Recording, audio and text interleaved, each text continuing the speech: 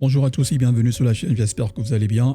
Si votre PC utilise beaucoup trop de mémoire RAM, même lorsque vous n'avez presque rien d'ouvert, dans cette vidéo, nous allons voir plusieurs réglages sur Windows 10 et Windows 11 qui peuvent vous aider à réduire l'utilisation inutile de la mémoire. Nous allons commencer par les réglages les plus simples, puis passer progressivement aux options plus avancées. Mais avant de commencer, je vous recommande de créer un point de restauration Windows.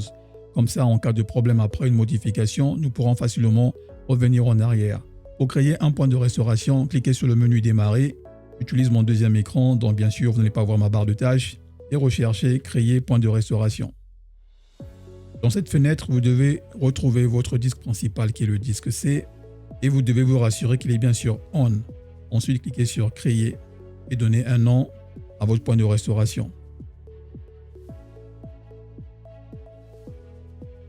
Le point de restauration a été créé avec succès. Je peux fermer. La première chose que nous allons faire maintenant, c'est désactiver l'historique du presse-papier. Pour cela, nous allons ouvrir les paramètres Windows. Dans les paramètres Windows, vous allez dans Système et vous recherchez presse-papier. Si le bouton Effacer est disponible, cliquez dessus. Puis désactivez l'historique du presse-papier. Cette fonction conserve simplement un historique de tout ce que vous copiez. Maintenant, passons à des paramètres un peu plus avancés. Nous allons maintenant désactiver la compression de la mémoire, qui est une fonctionnalité de Windows 10 et Windows 11 qui compresse les données inutilisées présentes dans la RAM au lieu de les transférer vers le fichier d'échange.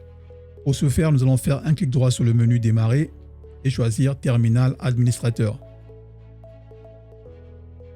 Avant de commencer, nous devons vérifier si la compression de mémoire est actuellement activée. Toutes les commandes que je vais utiliser, vous allez les retrouver dans la description de la vidéo. Dans cette liste, l'option qui nous intéresse s'appelle Memory Compression. Si elle affiche False, votre système est déjà optimisé pour ce paramètre. Par contre, si elle affiche True, voici comment désactiver. Entrez simplement la deuxième commande et tapez Entrée. Ensuite, nous allons vérifier avec la première commande.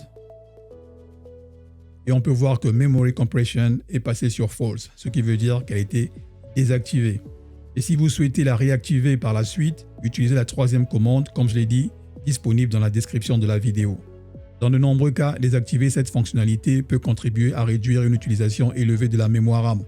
Cela peut être particulièrement intéressant sur les PC disposant de peu de ressources, mais également sur des configurations plus performantes lorsque cette fonctionnalité génère une activité excessive en arrière-plan. Nous passons maintenant à une partie beaucoup plus avancée. Nous allons ouvrir l'éditeur du registre. Donc nous fermons le terminal. Nous allons cliquer sur le menu Démarrer et chercher Éditeur du registre. Alors ici, ne vous inquiétez pas, cette partie est simple et sans danger si vous suivez exactement les étapes présentées. Copiez simplement le chemin du registre que j'ai ajouté dans la description, collez-le dans la barre située en haut de l'éditeur du registre, puis appuyez sur Entrée. Effectuez ensuite exactement les modifications que je montre à l'écran. Commencez par rechercher Clear Page File Edge Shutdown. Une fois trouvé, faites un double-clic. Changez ensuite sa valeur de 0 à 1. Cliquez ensuite sur OK. Ensuite, recherchez Disable Paging Executive.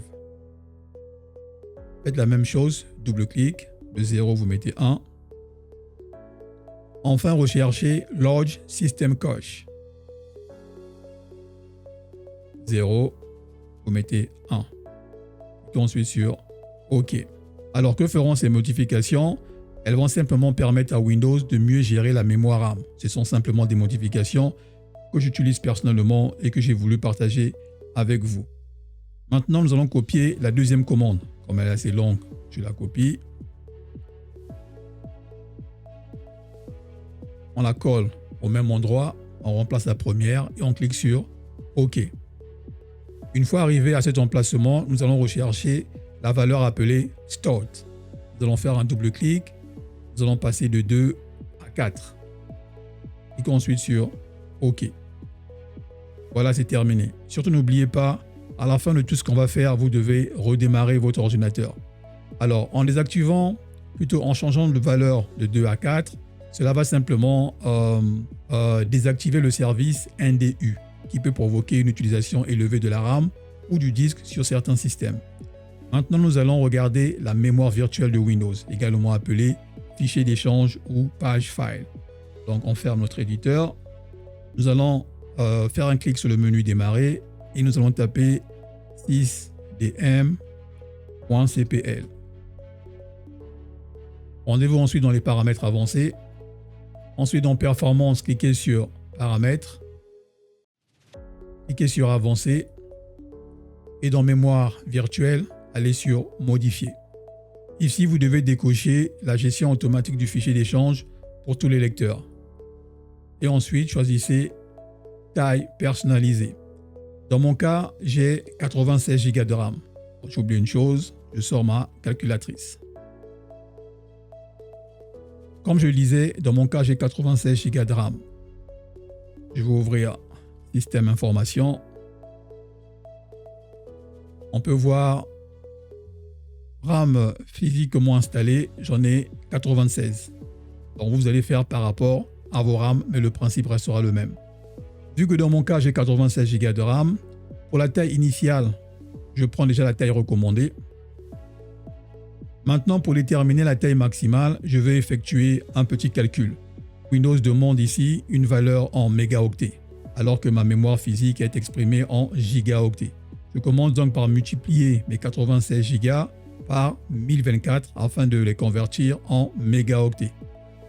Donc je fais 96 multiplié par 1024, ce qui me donne 98 304.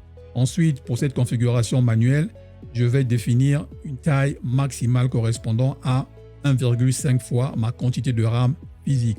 Pour cela, je veux multiplier les 98 304 fois 1,5. Et j'ai au total 147 456.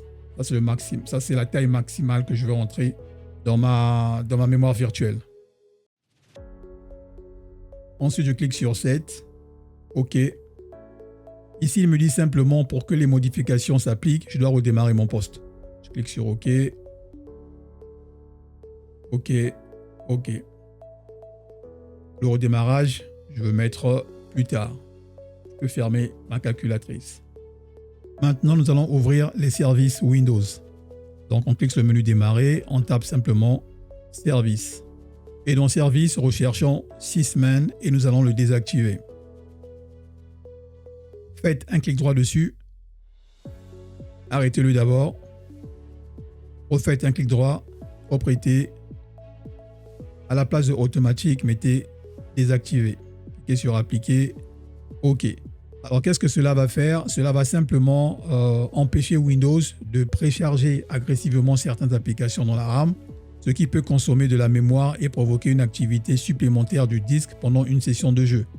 Continuez maintenant à faire défiler la liste jusqu'à trouver Windows Search. Faites la même chose, clic droit, stop, clic droit, propriété, désactiver. La désactivation de ce service va simplement empêcher Windows d'indexer continuellement les fichiers en arrière-plan, une opération pouvant utiliser des ressources processeurs et de la mémoire lorsque le système est sollicité. Après avoir appliqué ces deux modifications, on peut fermer la fenêtre des services. Avec ces services désactivés, Windows va générer moins d'activité en arrière-plan, ce qui peut laisser davantage de RAM et de ressources processeurs disponibles pour vos jeux et vos applications. Voilà pour la vidéo, nous avons fait le tour de plusieurs réglages permettant d'identifier et de réduire certaines activités qui peuvent utiliser de la mémoire sous Windows 10 et Windows 11. Mais retenez surtout une chose, une RAM utilisée n'est pas forcément une RAM gaspillée. Windows utilise volontairement une partie de votre mémoire pour mettre en cache les données et accélérer le système. Le véritable problème apparaît surtout lorsque la mémoire arrive régulièrement à sa saturation, lorsqu'une application consomme plusieurs gigaoctets sans raison ou lorsqu'une fuite mémoire est présente. Avant de modifier le registre, la mémoire virtuelle ou les services Windows, pensez toujours à créer un point de restauration et à noter les valeurs d'origine. Voilà pour la vidéo. Si elle vous a aidé à améliorer les performances de votre PC et à réduire certaines consommations inutiles, pensez à laisser un like, à la partager avec votre entourage Windows et à vous abonner à la chaîne. On se retrouve très bientôt pour un nouveau tuto.